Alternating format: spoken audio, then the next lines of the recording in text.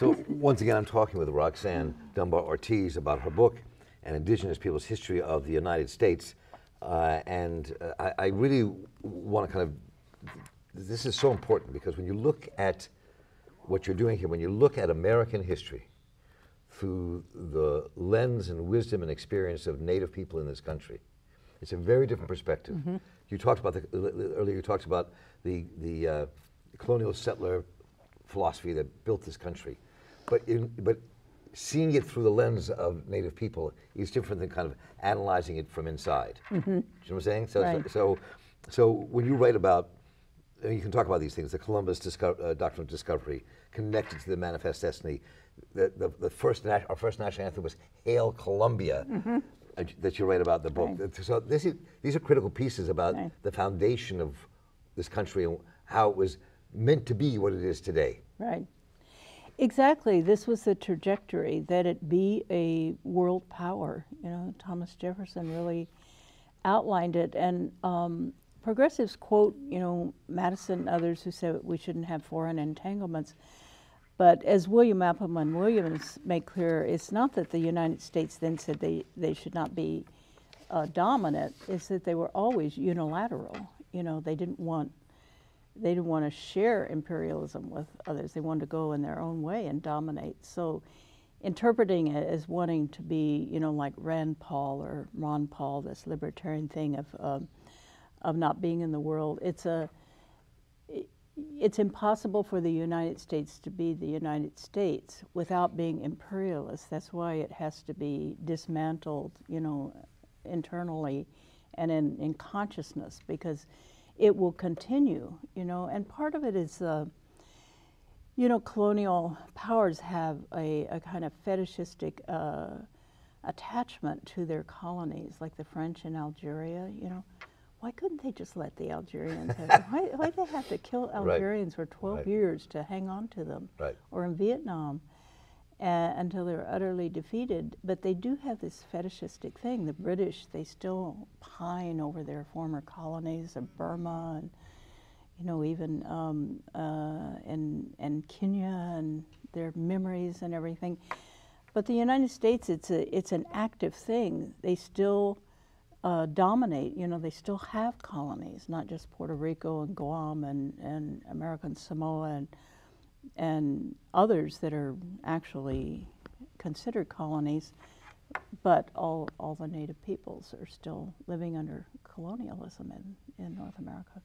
So, and, you know, there's so much in here, and I think that I want to take it from some of the things you talked about. When you talked about in the book the kind of the myth of the pristine wilderness that was inculcated in the very mm-hmm. beginning of this country, and you tied it into the Calvinist origin story and how all this kind of built America again from mm-hmm. our roots and who we are, or what we became as a nation. And as you said, we couldn't get away from it. One of the things you said in there, you quoted another historian whose name was Grenier. Do I have his name right? Grenier? Yeah, John Grenier. John Grenier. Mm-hmm. And the quote you use in that book, in your book about John Grenier, is that, let me just read this, talk a bit about this. You said, Grenier argues that rather than racism leading to violence, the reverse occurred. The out-of-control momentum of extreme violence, of unlimited warfare, fueled race hatred. Successive generations of Americans, both soldiers and civilians, made the killing of Indian men, women, and children a defining element of their first military tradition, and thereby part of the shared American identity. So that's, to me, a profound switch in the way we look at it. Right. Right? And again, you're looking here at the roots of where we are now with all of this. Yeah, you know, that writer, he's a military historian. He's actually a professor of military history at the Air Force College. I can't believe they allow their people to write these things, but that book came out just in time for me. I knew all this stuff, but it's really it's a very, very small and dense and well-researched, and it has that perspective. And it was the first time I had those arguments where it's also connected up with the present. His whole point is that what we see in Afghanistan and Iraq, what we saw in Vietnam, what we saw in all of these U.S. interventions, is a playing out again of this American way of war. That's the name of the book. That was forged before the United States was even a state with the colonial settlers. Being settler state, it was the colonial militias. That's why they were so adamant about putting the Second Amendment in. Those colonial militias were to kill Indians. Let me stop here for a minute, because this is a really important piece. We've talked about on my program a number of times, the Second Amendment, because we look at the Second Amendment often as coming from the slaveholder South. They could have state militias to ensure they can control slavery.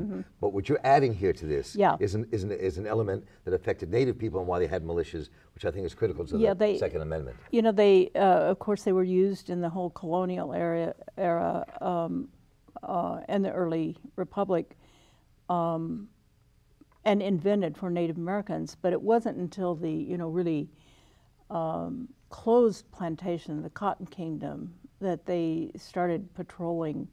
You know, they had all white men were basically police over all African Americans. So they didn't necessarily have to have, until the Cotton Kingdom, and when, freedom was in the air, the abolitionist movement, and people were leaving and marooning, in the peripheries of the plantations, that they really started developing formal militias to guard the peripheries of the plantations. But that practice was already practiced for 2 centuries with Native communities, and by that time they had removed all the Native people from the southeast, to Oklahoma, to Indian Territory. Brutal forced removal to develop the plantation, expand the plantation system into Mississippi and Alabama. Which is the perfect time, since you raised that. There are a couple of things that are really important that have to, I think, to be explored about your thesis in this book. One is about Andrew Jackson, who's a centerpiece in this book in terms of the Native view of Andrew Jackson. And you wrote in here that Jefferson was the architect, but Jackson was the implementer of the final solution for indigenous people east of the Mississippi. Right. And he is our hero, Andrew Jackson. He created the democracy and republic that we have, made it the People's Republic. That's right. So let's look at the indigenous view of who this Andrew Jackson was and how he's associated with Jefferson, what all that meant. Yes, it's one of the things that I find people most responsive to when they say, well, what can we do? Since I've been on this book tour, and I say, how about we get this picture off the $20 bill to start with? I mean, every ATM and put machine, Tecumseh on it? You have to see this man, and handling your money, because the $20 bill is the only thing you get out of an ATM machine. But that's just a symbol. Every year the Democratic Party has their Jefferson-Jackson dinner. Right. And that is their the founder of the Democratic Party, they claim, is Jefferson, and Jackson, and then they connect, absolutely connect with Jefferson with Jackson. And then the Republicans get Lincoln, but do not act like that. But Jackson, I have a whole chapter in here, and I call it Populist Imperialism, what he created, because Jackson, first of all, from the beginning of the Republic, was a head of the Tennessee militia. He was a planter. He had a plantation with slaves, and he controlled Tennessee and formed the militia, got it statehood.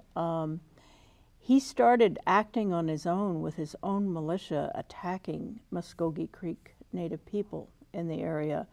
These were, another part of my, the Pristine Wilderness is all of these people is densely populated. They were farmers living in towns. This is so hard for people to conceive of, because they're so, they see, if anything, Hollywood Indians. They see the Plains people, the Bison people. Right. But they were sparser, as all nomadic people are, more sparsely populated. The really densely populated area were just like central Mexico. Corn is the center of the diet, the whole northeast down into to the Gulf.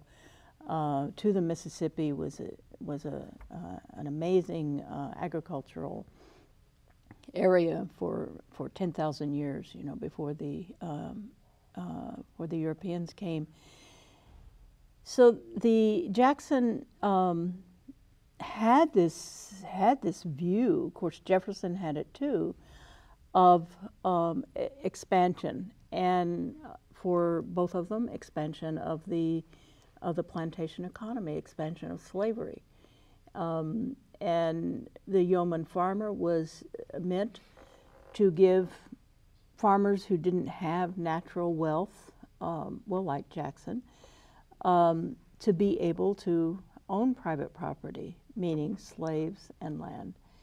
And so Jackson's carried on these wars, and finally the U.S. government under, I believe it was Madison, just went ahead and made him a major general in the army. He was carrying on campaigns of genocide, you know, against the Seminoles in Florida and the Everglades, against the Muskogee, against the Creeks. Horrific genocidal, and there's, you know, the documentation of his having, or allowing at least, his soldiers to flay the bodies of the dead Muskogees and make reins, fashion reins for their horses out of the skin. Like Nazis. Yeah, and taking body parts off and to take them home to the ladies of Tennessee. I mean, this fetishism, you know, it's Nazi-like, and that's how Native Americans see him. Of course, John Trudell says that the whole founding fathers lined up there. It's just like they should just put the Nazi uniform on, because that's what they. I consider John Trudell one of our great American philosophers. Yes, he definitely is.